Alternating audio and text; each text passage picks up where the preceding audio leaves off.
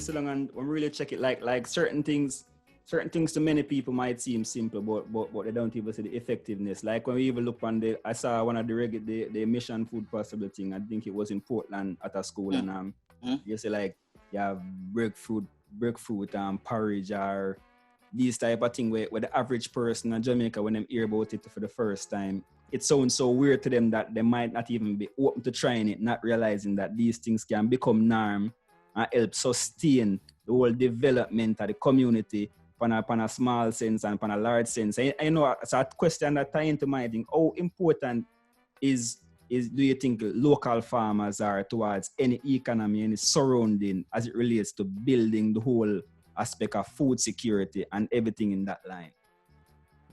Very, very, very, very important. Very important. And they're becoming more and more important. And I'm beginning to wonder if how much trouble are we in? Because farmers are having an issue recruiting new farmers. That's actually a thing, right? That the local farmer, to me, is a dying breed, right? Because they're having issues recruiting new farmers, and local farmers are so very important. One, from the perspective of the economy, agriculture and selling a country's crop is hugely important. So when the people are straying away, are not encouraged to stimulate that part of their society, that's a big, big problem. And we're actually leaving money on the table, right? Health. Eat what comes from the soil. Eat what you grow what you eat. And if you're not growing it, find the person who will grow it and eat it, right? And so that is absolutely important to health. Understand? Something that we're not talking about enough is environment. So I know this conversation is about food insecurity, but focusing on supporting our local farmers is actually great for the environment and great for climate change, right? Because soil health is becoming really, really big right now. How important is our soil right now? Like, we have no idea that we're losing most of our topsoil, which means that in a few years, and I hear some experts are saying in about 60 years, we won't have enough topsoil to farm. So a lot of our food will be coming from processed sources. So supporting our local farmers actually allow us to have good turnover, allow us to eat healthy and stimulate our local economy. And I want to touch on something you said previously, right? In regards to the farmers, is that what I noticed, my family farms, right? You have people there in Elizabeth and people in St. Anne's. And what I'm hearing is that some are fortunate to have a little link with the hotel, but some are struggling to sell their crops because people really on a KFC vibe, like the whole Sunday dinner and the whole cooking thing. That culture's kind of depleting, and that's why. And I believe that's why. You remember how you said it's hard to replace the farmers, but I think some of the younger generation. Well, if you're doing it for your kind of, we want to call it we call it when you farm for yourself again, man. What do you call it when you farm for yourself again? Yeah, it's like on a personal. Yeah, subsistence farming. Subsistence farming. Yeah. If you're not doing subsistence farming, but to actually approach it from a business aspect, and I think the younger generation is see their elders suffering financially from it, and I think that's what's keeping them away from it.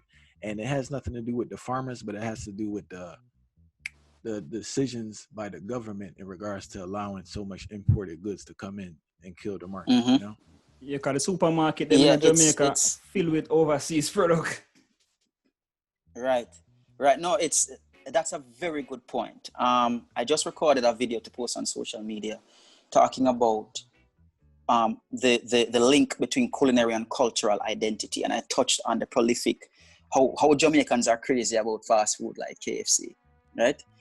So it's interesting that you brought that point up. But here's how important that is. The youngsters, billions of dollars is being spent actually without us even realizing it, to ensure that our youngsters don't appreciate good food, right? The big brands of whether they are fast foods or processed food giants, are spending billions of dollars to discredit how important it is to support our local farmers. And the ones who do farm, like we mentioned St. Elizabeth, and that's considered like the bread basket of Jamaica. A lot of our foods come from St. Elizabeth. Those farmers are selecting a crop that they think will be valuable, right? So here's a couple things wrong with that approach. They're selecting a crop that they think will be valuable to the tourism industry. So they might approach a hotel, and hotel will say, yeah, we'll get our tomatoes from you. And a farmer will go out and plant up acres of tomato. First of all, that is, to plant just one crop on your land is ruining the land, right? Your land should have a variety of food. So not only does that approach not good, but here's what happens when the food supply gets disrupted. In Jamaica had a unique problem recently. COVID-19 came, tourism industry shut down. Nobody's coming. So the tourism industry not buying the food from the farmers. You know what happened to all that food? It went to waste. A lot of it went to waste, I should say, not all of it, because there were strong initiatives. And then those initiatives ran into roadblocks, because now that you have, in some areas, you have people with little food. And then in some areas, you have an overabundance of food. But the community didn't know that there was an overabundance of food, because that abundance of food was not created for them. It was created specifically to be distributed to the tourism industry. So now there had to be a major marketing campaign letting people know that there was excess tomato, excess this, excess that. And a lot of the foods were exotic foods like eggplants and squash and zucchini that most Jamaicans and Caribbean people don't know what to do with. Make sense? Make whole heap of sense. So they really thought themselves, Right. So there was this unique issue. COVID created this really eye-opener in some places where, on one hand, you're seeing images and videos of people at dash for food. Farmers, not people. Farmers are dash for food. And you wonder where all this food come from. You get to realize that there is one food supply chain for the tourism industry and one food supply chain for the communities, right? And there was no preconceived plan for what if there's a disruption, how do we get the food to divert into the community? You understand? And so you had this issue where you had this whole heap of food and people just looking at it like, well, Jamaicans don't really like eat eggplant like that. And a lot of people may actually hear a man pick up say eggplant. The only egg when you know come from chicken. So there was this lack of knowledge about this overabundance of food that should not be the case.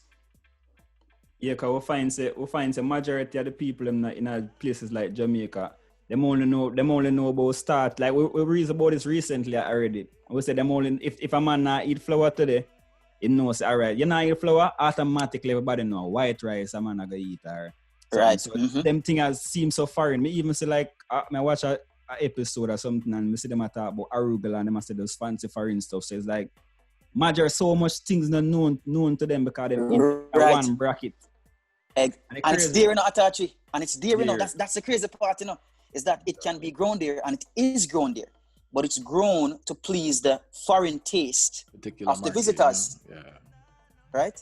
And so something like COVID comes and it creates a situation where people are food insecure, but didn't need to be.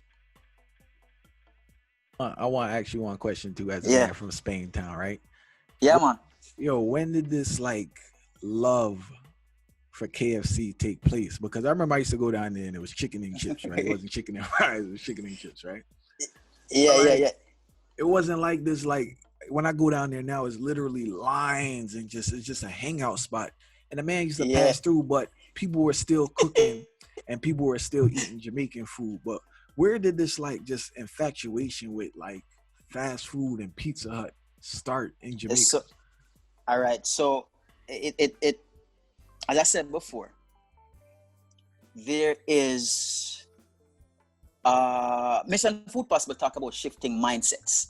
In order to eat a certain way, you have to shift your perspective and shift your mindset, right?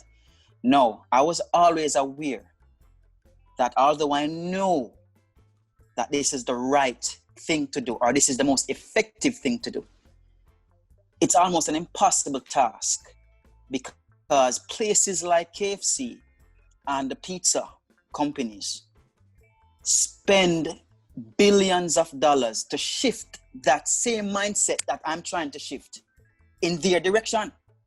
And their budget to do so outweigh the biggest budget of any country in any healthy eating campaign.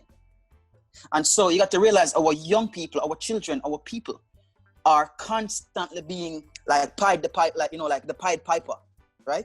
Constantly being bombarded with messages, right? Of why this is cool to eat. That's one thing. Two, the high salt content and the taste for processed food is coming from not just fast food, it's coming from other foods as well. But here's the thing, all these foods tend to have a similar taste. So once you develop a taste, once we're young people from young, develop a taste for salty food, sweet food, sugary food, then they're not gonna reach for everything that falls into that category. And what we're seeing now is over time, as we look further away from the farmer, right? We are creating a zombie nation, right? Of people who feel like the healthiest option on a fast food menu qualifies as healthy food. Yeah, true. I you know what? There's one of the unique cases then when we realize about Jamaica in particular is like in America, the way our fast food companies they advertise based off economics. So it's like Wendy's, you have 4 for $4 or whatever, so people get caught by the dollar. But there's a unique situation in Jamaica as it relates to fast food where we still not really grasp. Where it's the opposite, because fast food in Jamaica is somewhat like of a high class type of thing. You know, when you go KFC, it's like a big deal as opposed to going to a regular local restaurant. How you see the whole economics play, like it's a shift from how America advertised to Jamaica? It has shifted, Atachi. It has shifted. All right. The new technologies applied to the mass production of chickens have made poultry very, very, very cheap. So countries like America are giving healthy eating a go, meaning they are somewhat getting through to a big part of the population that this food isn't good for you. So you find that a lot of fast food restaurants are not making as much money in first world countries. So they're shifting their operations to third world countries, right? Because now they can sell the unhealthy stuff cheap than they could several years ago. With the food being so cheap, it is now accessible to everybody, not just the wealthy, not just the rich, not just the well-to-do. So chicken Atachi is so cheap right now that places like some fast food places are shifting their operations to African countries and Caribbean countries, because that's where they're still making money. They're still able to brainwash and sell that food to now everybody, not just well-to-do people, but because it's so cheap now to produce, they can sell it to everybody. And that's what, and that's why when we travel around in the States or other places and we go, wow, we don't see that much KFC. Well, we still see McDonald's, because them still do them, whatever they're doing, them still doing it right. But we look and we go, well, KFC isn't even that popular here. Why is it so popular in Jamaica? Because they've shifted their resources to places like that, like to kill us. Because some of the healthy eating campaign in places like America have been successful. They have been. They have effectively, like, people are realizing now that even if they can't switch to healthy eating fully, they're kind of balancing out their diet, which leaves no room for some of the traditional fast food places. So what they've done is shifted their operations to places and then now using all the technology to drive down the cost of things like poultry. And I want to say one next wicked tactic I've been preying. I was actually looking to this for a reason we could do in the future, but so all right. So you mentioned America. America has this what you want to call it, food revolution to a certain extent in regards to people trying to eat healthy, right? But if you check the healthy dish on these menus, right? Nutrition wise, they're actually worse than the regular dish. So you have like a chicken salad, right?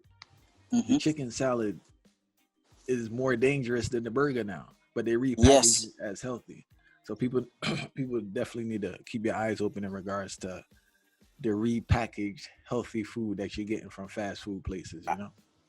Absolutely. You know, I've been saying the other day that if they don't get us one way, they get us another way.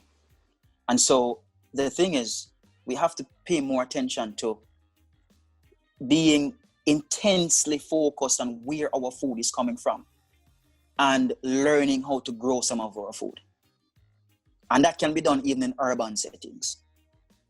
But they'll get us one way or another, because as long as money is being made through health, I mean, people make money off of sick people. People make money off of getting people hooked on a particular thing, right? Even if it's packaged and branded as healthy, right? People are making money off of that. And so, yeah, you're absolutely right. You read the nutritional fact and you're thinking, wait, how this can have so much calories? How this can have so much sodium? Like, why is the sodium level so high? Well, let me hear you say